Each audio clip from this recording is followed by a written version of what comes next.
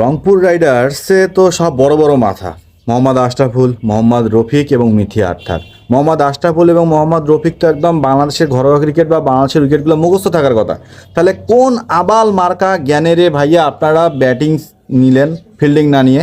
কারণ মিরপুরের এই উইকেটে তামিম ইকবাল, মাহমুদুল্লাহ, মুশফিকুর রহিম মানে বরিশালের মতো বুড়া দল যদি টসে জিতে ব্যাটিং করার সাহস না দেখায়, তারা ফিল্ডিং করে, তাহলে আপনারা কোন আবাল মার্কা মাথায় আজকে ফিল্ডিংটা নিয়ে এই মানিকদত্ত একদম টানাটানি করে ছাড়ে দিলেন 15 রানে 5টা উইকেট পাওয়ার প্লেতে? এটা কি মানে কোনো টি-20 ক্রিকেট? মানে টি-20 কেন, টেস্ট, ওডিআই আর যেটাই বলেন, এটা কি কোনো মানে ক্রিকেটের মধ্যে পড়ে নাকি? আপনার 6 সাইড খেলতে নামছেন যে 10 ওভারের মধ্যে অল আউট হওয়ার প্রতিযোগিতা?